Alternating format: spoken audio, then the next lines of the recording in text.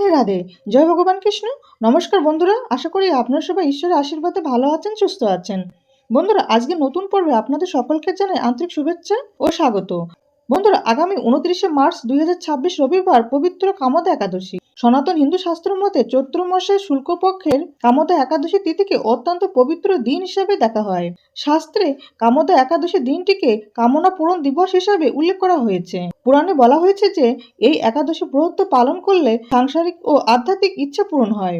এই দিন উপোস করলে ভক্তরা অতীতের পাপ থেকে মুক্তি পান, যার মধ্যে গুরুতর অপরাধও থাকতে পারে। নিঃসন্তান দম্পতির সন্তান লাভের জন্য এই একাদশীর আশীর্বাদ স্বরূপ। এই একাদশী রোগ মুক্তি ঘটায়, মনের জোর বৃদ্ধি করে এবং অন্তিমে বৈকুণ্ঠ ধামে পৌঁছাতে সাহায্য করে। এই একাদশীর দিন বিভিন্ন ধরনের পুজো এবং জ্যোতিষ ও তন্ত্র মতে নানান ক্রিয়া করা হয়। স্নান ও দান করার জন্য কামদা একাদশীর দিনটি বিশেষভাবে গুরুত্বপূর্ণ।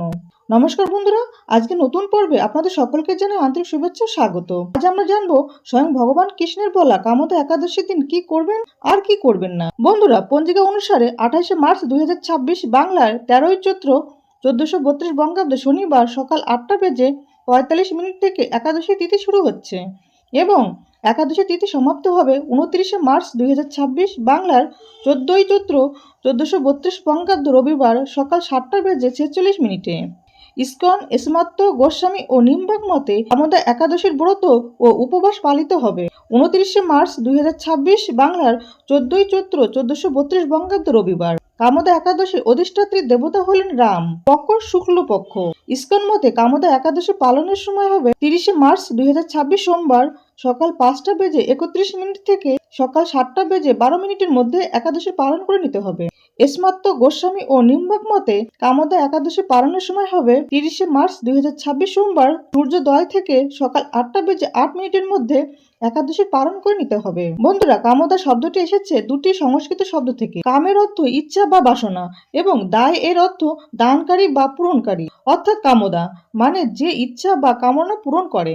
এটি এমন একটি একাদশী যা ভক্তের পবিত্র ইচ্ছা বা কামনা পূরণ করে। যারা নিষ্ঠা ভরে এই ব্রত পালন করেন তাদের পাপ মোচন হয় এবং জীবনে সৌভাগ্য ও কাম্য ফল লাভ হয়। পুরাণ অনুসারে এক সময় রত্নপুর নগরে এক গন্ধর্ব দম্পতি বাস করত। তাদের নাম ছিল ললিত ও ললিতা। ললিত একবার রাজ দরবারে গাইবার সময় স্ত্রীর কথা চিন্তা করতে গিয়ে ভুলভাবে গান গায়। এতে রাজা রুষ্ট হয়ে তাকে অভিশাপ দেন এবং সে রাক্ষস রূপে জন্মগ্রহণ করেন। ললিতার অনুরোধে এক সাধু তাকে কামদা একাদশীর উপবাস পালনের পরামর্শ দেন। ললিতা নিজে সেই ব্রত পালন করে আর তার ফলস্বরূপ ললিতের পাপ মোচন হয় এবং সে পুনরায় গন্ধর্ব রূপে ফিরে আসে। এর থেকে বোঝা যায় যে কামদা একাদশী পাপ মোচনকারী, মুখ্যদায়ক এবং সমস্ত ইচ্ছা পূরণকারী একটি ব্রত। শাস্ত্র মতে মা শীতলা দেবী এবং দেবী দুর্গা চৈত্র মাসে নিম গাছে অবস্থান করেন, তাই চৈত্র মাসের একাদশীর দিন নিম গাছের পুজো করা হয়। এই দিন নিম গাছে জল দিয়ে এবং জুই তেলের প্রদীপ জ্বালালে মানসিক দুশ্চিন্তা দূর হয়। কামদা একাদশীর দিন আমিষ খাবার যেমন মাছ, মাংস, ডিম, পেঁয়াজ, রসুন, মুসুরির ডাল ইত্যাদি তামসিক আহার এড়িয়ে চলুন এবং রান্নায় সাধারণ লবণের পরিবর্তে সন্দক লবণ এবং সরিষার তেলের পরিবর্তে ঘি ব্যবহার করা উচিত। এছাড়া কোনো প্রকার নেশা জাতীয় খাবার এই দিন গ্রহণ না করাই ভালো। কামদা একাদশী ব্রত পালনের সময় চা, বিড়ি, সিগারেট, পান, কফি, মদ ইত্যাদি নেশা জাতীয় খাবার না খাওয়াই ভালো। বন্ধুরা, শাস্ত্রে বলা হয়েছে যে একাদশীতে নিজে অন্ন ভোজন করলে যেমন নরকবাসী হতে হয়, তেমনি অন্য কাউকে অন্ন ভোজন করালেও নরকবাসী হতে হয়। সুতরাং একাদশী পালন করা আমাদের সকলেরই কর্তব্য এবং যারা একাদশী করবেন এই দিন পঞ্চ রবিশস্য অবশ্যই এড়িয়ে চলবেন, কারণ পঞ্চ রবিশস্য একাদশীতে গ্রহণ করলে ব্রত নষ্ট হয়। পঞ্চ রবিশস্যের মধ্যে পড়ে ভাত, রুটি বা চাল, আটা, ময়দা, মুড়ি, চিড়া, ছাতু, খই এবং সরিষার তেল, সয়াবিন ইত্যাদি। এছাড়া ডাল জাতীয় সকল প্রকার খাদ্য যেমন মুগের ডাল, মসুরির ডাল, ছোলা, মটর, বটবটি ইত্যাদি খাবার এই দিন খাবেন না।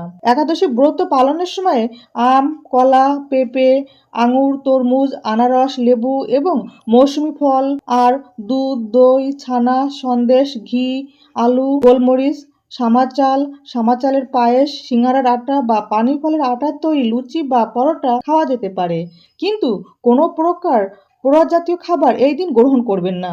যারা নির্জলা উপবাস রাখতে পারেন না বা যাদের ওষুধ খেতে হয় তারা ফল, দুধ বা একাদশীর প্রসাদ খেয়ে একাদশী ব্রত পালন করতে পারেন।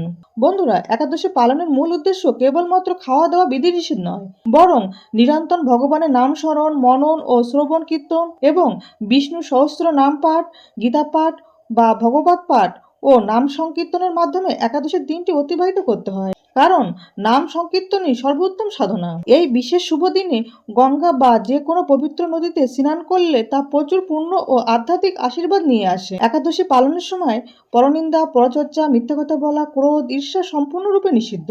আমোদা একাদশীর রাতে তুলসী গাছের সামনে একটি ঘিয়ের প্রদীপ জ্বালিয়ে এই কথাটি বলুন: হে লক্ষ্মী নারায়ণ, মম গৃহে শুভ ধন আগমন হোক। এই উপায়ে সংসারে শান্তি ও সমৃদ্ধি আসে বলে বিশ্বাস করা হয়। বন্ধুরা, আশা করি ভিডিওটি আপনাদের সামান্য হলেও উপকারে আসবে। ভগবান কৃষ্ণ ও মা লক্ষ্মীর কৃপায় আপনারা সবাই ভালো থাকুন, সুস্থ থাকুন, এই প্রার্থনা করি।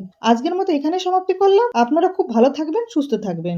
দেখা হচ্ছে আগামী পর্বে। জয় ভগবান কৃষ্ণ, জয় মা লক্ষ্মী। রাধে রাধে।